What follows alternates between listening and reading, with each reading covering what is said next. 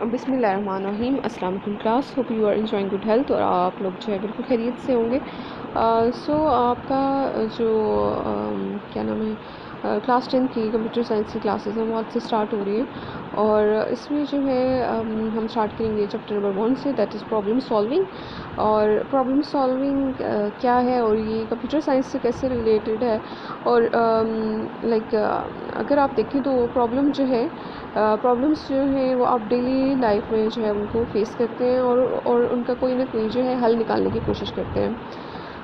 बिल्कुल इसी तरीके से जो है कंप्यूटर साइंस में भी जब आपने कंप्यूटर साइंस को किस लिए यूज़ करना है, लाइक कंप्यूटर्स को आपने कैसे यूज़ करना है, वो इस तरह से है कि आप कोई भी ऐसा प्रॉब्लम जो कि ह्यूमनली आपके लिए सॉल्व करना जो है वो मुश्किल हो, टाइम कंज्यूमिंग हो, तो आप जो है बजाय उसको खुद सॉल्व करने के आप जो है by the use of computers आप जी उस चीज़ को जो है वो रिज़ॉल्व कर सकते हैं और अपनी प्रॉब्लम को जो है उसका कोई ना कोई सोल्यूशन बना सकते हैं उसके लिए। जैसे कि आपने कोई कैलकुलेटर बनाना है तो दैट्स अ प्रॉब्लम, आपने कुछ चीज़ दो चीज़ें ऐड करनी है, दैट्स अ प्रॉब्लम। तो आपने उसको कैसे सॉल्व करना है। अब कंप्यूटर साइंस में जो है आपके पास जो भी प्रॉब्लम्स होते हैं, जो भी यूज़र होता है वो आपको कोई ना कोई प्रॉब्लम स्टेटमेंट देता है, कुछ बताता है आपको कि उसको किस चीज़ से रिलेटेड जो है वो किस चीज़ से रिलेटेड एक सोल्यूशन चाहिए। वो कोई भी आपके पास कोई भी कंपनी हो सकती है, जैसे उन्होंने कोई डेटाबेस क्रिएट कराना है या कोई भी इस तरह की चीज़। तो आपने फिर उस चीज़ का सोल्यूशन कैसे आप लेके आएंगे, उसके लिए स्टेप बाय स्टेप जो स्ट्रेटजी है वो डिफाइंड है। तो इस चैप्टर में जो है हम वही जो स्ट्रेटजी है उसको देखेंगे कि उसके स्टेप्स क्या हैं और इनिशियल स्टेप क्या है, उसको फॉलो क्या चीज़ कर रही है।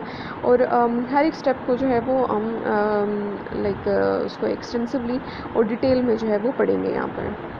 So, starting with the introduction, we solve problems and make decisions every day at home, at work, at play, and even at general store. Some problems and decisions are very challenging and require a lot of thought, emotion, and research. However, whatever the nature of problem is, we always try to find multiple solutions so that we can have options to choose the best one.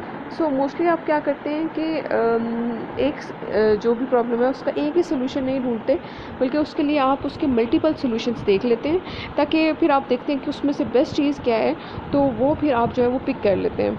अब जो है example मैं आपको देती हूँ कि जैसे आपकी डेली लाइफ में क्या है कि आपने अपने घर से स्कूल आना होता था, तो उसके लिए आप कैसे आ सकते हैं। आप पैदल जो है, या तो अगर आपका घर करीब है तो फिर तो आप जो है वो चल के भी आ सकते हैं, लेकिन अगर दूर है तो ओबियसली आपको कोई ना कोई कन्वेंस जो है वो ढूंढनी पड़ेगी उसके लिए, कि आपको कोई ना कोई जो गाड़ी है या कोई भी चीज़, ताकि जो है वो आप विद इन टाइम जो है अपने स्कूल में रोज़ उस टाइम पे पहुंच जाया करें। तो ये भी एक प्रॉब्लम है कि आप जो है वो कैसे कन्विंस तलाश करेंगे। तो ये आपका एक डेली लाइफ प्रॉब्लम है। अब कंप्यूटर साइंस में जो है मैंने आपको आगे भी एग्जांपल्स दिए हैं कि जैसे कि दो चीज़ों को ऐड करना है, मल्टीप्लाई करना है, कुछ भी इस तरह की चीज़ है, तो वो आप जो है वो कंप्यूटर से थ्रू जो है वो डील कर रहे हैं। अब अगर आपने दो नंबर्स को ऐड करना है, दैट इज़ ईजी। आप तो कह रहे हैं कि मतलब क्या मतलब है, आपको दो नंबर को ऐड करने के लिए आपको किसी कंप्यूटर की ज़रूरत क्यों पड़ेगी। लेकिन आपको कई दफ़ा थाउजेंड्स ऑफ नंबर्स को जो है वो मल्टीप्लाई करना या ऐड करना पड़ जाता है। तो आप मैनुअली उस चीज़ को करना जो है वो पॉसिबल नहीं होता। सिंपली दो अगर नंबर्स हैं तो उनको तो ऐड करना जो है इतना मुश्किल काम नहीं है, लेकिन अगर आपके पास hundreds and thousands of numbers आ जाते हैं, एक लंबी लिस्ट आ जाती है जिसकी एवरेज निकालनी है या इस तरह की प्रॉब्लम्स, तो वो चीज़ जो है वो आपके लिए काफ़ी टाइम कंज्यूमिंग हो जाती है अगर आप उसको मैनुअलिंग का मतलब है कि आप हाथ से पेपर पे लिख के उस चीज़ को सॉल्व करना शुरू कर दें। तो that's manual solution for that. और कंप्यूटेशनल सोल्यूशन क्या होगा कि आप कंप्यूटर में कोई एक ऐसा प्रोग्राम बनाएं जो कि आपकी प्रॉब्लम को बहुत ही कम वक्त में और बहुत ही कम एफर्ट के साथ जो है वो उसको सॉल्व कर दें। Then is problem solving method. Problem solving is a skill which can be developed by following a well organized approach. Well organized का मतलब है कि स्टेप बाय स्टेप चलना है। आपने जंप नहीं करना कि फर्स्ट से 4 पे जंप कर लिया, 4 से 3rd पे जंप कर लिया, बल्कि स्टेप बाय स्टेप पहले फर्स्ट स्टेप भी करेंगे, फिर सेकंड स्टेप पे आएंगे, फिर थर्ड स्टेप पे आएंगे। और ये चीज़ जो है वो आपके लिए बेटर होगी कि आप इस चीज़ को ऐसे ही फॉलो करें। Programming is also a problem solving activity. If you are a good problem solver, you have the potential to become a good programmer. Problem solving methods are covered in many subject areas. Business students learn to solve problems with the related system approach, while engineering and science students use the engineering and scientific methods.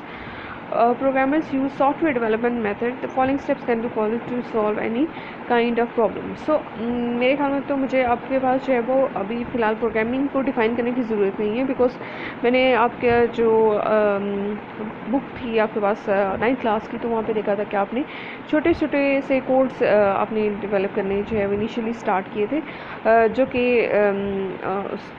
उसके लिए थे कि किसी भी problem को solve करने के लिए. तो वो जो आप कंप्यूटर लैंग्वेज में जो स्टेप्स लिखते हैं उनको जो है वो एक प्रोग्राम होता है, और इस लिखने को आप प्रोग्रामिंग कहते हैं. तो जैसा कि मैंने आपको बताया कि प्रॉब्लम जो है वो हमारी डेली लाइफ में भी है, वैसे ही हर फील्ड जो है वो उसमें प्रॉब्लम्स होते हैं. जैसे बिजनेस रिलेटेड फील्ड्स हैं उसमें भी उनके अपने प्रॉब्लम्स होंगे, साइंटिफिक फील्ड्स हैं उनमें उनके अपने प्रॉब्लम्स होंगे. तो हर एक जो फील्ड है उसका प्रॉब्लम सॉल्विंग का अपना एक मेथड है. और लाइक कंप्यूटर साइंस में जो है आप इस प्रॉब्लम सॉल्विंग स्किल को प्रोग्रामिंग कहते हैं. So the following steps can be follow to solve any kind of problem. First is problem identification. पहले तो ये ज़रूरी है कि आप आइडेंटिफाई करें कि प्रॉब्लम है क्या. Specify requirements. उसके बाद जो है वो आपने रिक्वायरमेंट्स स्पेसिफाई करनी होंगी कि किस तरह का जो है प्रॉब्लम है, और उसको सॉल्व करने के लिए आपको कैसा इनपुट चाहिए होगा, आपको कैसा आउटपुट जो है वो डिस्प्ले कराना होगा, और आपने किस फॉर्मेट में इनपुट लेना होगा. इस तरह की सब चीज़ें जो है वो इस सेकंड स्टेप में आ जाती हैं. Then is analyse the problem. उसके बाद आपने देखना है कि उसको दोबारा से चेक करना है, रीचेक करना है कि क्या आपके पास जो भी प्रॉब्लम है आपने उसको सही से अंडरस्टैंड कर लिया है, उसकी जो भी रिक्वायरमेंट्स थी उनको आपने अच्छे से लिख लिया है, आपको अंदाज़ा है. Then is design algorithm and draw flow chart. Algorithm क्या है? स्टेप बाई स्टेप जितने भी आपके पास एक प्रॉब्लम को सॉल्व करने के आप स्टेप्स आपने फॉलो करने हैं, उन स्टेप्स को आप सिंपल इंग्लिश में लिखते हैं तो वो आपके पास एक एल्गोरिदम होता है. एंड ड्रॉ फ्लो चार्ट क्या है? उसकी ग्राफिकल रिप्रेजेंटेशन है कि आपने जो भी स्टेप्स फॉलो करने हैं उनको जो है जो स्टेप्स हैं उनको डिफरेंट फिगर्स और एरोज से जो है वो आप ड्रॉ करें और कनेक्ट करें, जिसमें आपको आइडिया हो रहा हो कि फर्स्ट स्टेप कौन सा है, second, third and so on. Then is write the program. अब आपने क्या करना है, उसके बाद जो भी आपने एल्गोरिथम या फ्लो चार्ट बनाया है उसको अब कंप्यूटर अंडरस्टैंडेबल लैंग्वेज जो है उसमें आपने लिख लेना है. Then is test and debug the program. अब आपने जो भी प्रोग्राम लिखा है उसको टेस्ट करें कि क्या वो ठीक आउटपुट दे रहा है या नहीं. और डीबगिंग का मतलब है एरर्स को ढूंढना और एरर्स को रिजॉल्व करना. Then is implement the program. उसके बाद बाकी जो है उस प्रोग्राम को रन करें, maintain and update the program. So आपके पास ऐसा नहीं है कि आपके पास एक दफ़ा प्रोग्राम बन गया तो आप जो है बस आप उसको हमेशा ही यूज़ करते रहेंगे, बल्कि वक्त के साथ साथ आपको आइडिया होता जाता है कि इस प्रोग्राम में कुछ इम्प्रूवमेंट्स की ज़रूरत है, कुछ अपडेट्स की ज़रूरत है. तो वो अपडेट्स जो है वो आप साथ साथ जो है वो इंट्रोड्यूस कराते जाते हैं अपने प्रोग्राम में. Then is document the program. उसके बाद जो है आपने जो भी प्रोग्राम या कोडिंग लिखी की है उसका एक डॉक्यूमेंट बना दें, वेल डिफाइंड डॉक्यूमेंट, ताकि आपको आइडिया हो जाए कि आपने ताकि आपके पास अगर बाद में इस तरह का ही प्रोग्राम को ज़रूरत पड़े तो आपको उसको जो है वो from the scratch, from the zero points जो है वो आपको उसको ना बनाना पड़े, बल्कि आपके पास ऑलरेडी एक बना हुआ प्रोग्राम हो और उसमें जो भी रिक्वायर्ड चेंजेस हैं उनको आप वो है आसानी से कर लें.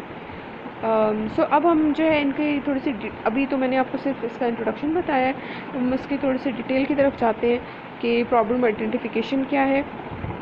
Problem identification. At this stage the problem being solved is observed carefully. Major areas of concern are identified and irrelevant information is filtered out. So आपके पास जब आप कोई भी प्रोग्राम बनाने लगे होते हैं तो उसमें बहुत सी चीज़ें आ जाती हैं जो कि आपको करनी चाहिए लेकिन आपकी नीड नहीं है. मतलब ये कि आपका जो यूज़र है वो आपसे नहीं कह रहा कि आपने उस तरह का कोई प्रोग्राम बनाना है. सो वो जो चीज़ें हैं वो इररिलेवेंट होंगी आपके केस में, बिकॉज लाइक समटाइम्स एक्स्ट्रा चीज़ जो है वो भी बेहतर नहीं होती है. जो भी रिक्वायरमेंट है आपको सिर्फ उसी के साथ जाना चाहिए. सो अब यहाँ पे प्रॉब्लम आइडेंटिफिकेशन में आपने देखना होता है कि असल जो आपका प्रॉब्लम है वो क्या है, और उसके साथ जो इररिलेवेंट चीज़ें हैं उनको आपने छोड़ देना होता है.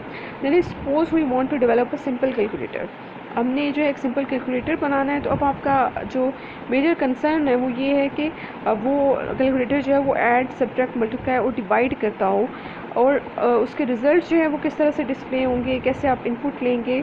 अब यहाँ पे क्योंकि आपने एक बेसिक कैलकुलेटर बनाना है तो आप जो डिफ़िकल्ट ऑपरेशंस हैं जैसे कि साइन थीटा, टैन थीटा या क्वाड्रेटिक इक्वेशंस हैं, आपने क्योंकि एक साइंटिफिक कैलकुलेटर नहीं बना रहे, आप एक सिंपल कैलकुलेटर बना रहे हैं। सो अब आपने यहाँ पे इरेलेवेंट इन्फॉर्मेशन आपके पास क्या है कि जो चीज़ें इस सिंपल कैलकुलेटर में शामिल नहीं हैं तो आप उनके ऊपर ध्यान मत दें, बल्कि आप सिर्फ अपने जो मेजर प्रॉब्लम है यानी कि जहाँ पे आप जो मैथमेटिकल ऑपरेशन जो आपने सिंपल परफॉर्म करने हैं सिर्फ उन पे जो है फोकस करें और देखें कि उसके इनपुट क्या होगी, उसके आउटपुट आप कैसे डिस्प्ले करेंगे। और बाकी जो इरेलेवेंट इन्फॉर्मेशन उनको आपने फ़िल्टर कर देना है इस फर्स्ट स्टेप में जो है। Then you specify requirements. Most of the users cannot explain their exact software requirements. They're uncertain about what they want to do with the software. So they pair with a vague set of requirements in mind, which may lead to wrong solution. तो अब मैंने जो 9th class है उसमें जो problem solving का chapter था वो अब इनिशली अभी उनकी बुक में ऐड हो गया 9th क्लास में। आपके पास ये जो चैप्टर है वो अब आपकी 10th क्लास में आया है। तो मैंने उनको भी ये चीज़ बताई थी कि आपके पास जब भी कोई जो है आपका जो यूज़र है जो कि आपको आके बताएगा, जिसको नीड होगी, जिसको चाहिए होगा कोई प्रोग्राम, वो ज़रूरी नहीं है कि वो कंप्यूटर से रिलेटेड फील्ड से हो। सो वो जो है उसके ख्याल में हो सकता है कुछ चीज़ें पॉसिबल हों जो कि हकीकत में आपको जो कंप्यूटर साइंस से रिलेटेड लोग होंगे उनको आइडिया होगा कि ये कंप्यूटर्स के थ्रू हो नहीं सकती, या इस तरह से। और या फिर जो है वो सिंपल उसने अपने माइंड में कोई एक आइडिया जनरेट कर लिया होता है कि हम इस तरीके से कर लें, जो कि पॉसिबल है या नहीं ये आपको पता है। और जो इसके अलावा जो है वो हो सकता है कि जो यूज़र है आपको सिंपल एक स्टेटमेंट दे दे और उसके आगे पीछे वो आपको कुछ भी ना बताए कि उसको इनपुट कैसे चाहिए, उसका आउटपुट कैसे चाहिए, डिस्प्ले कैसा होना चाहिए। सो अब ये वाली जो चीज़ें होती हैं ये आपने खुद से अपनी क्वेश्चनिंग करके और जो भी आपका यूज़र है उससे जो रिक्वायरमेंट्स हैं उनको डिफ़ाइन करें।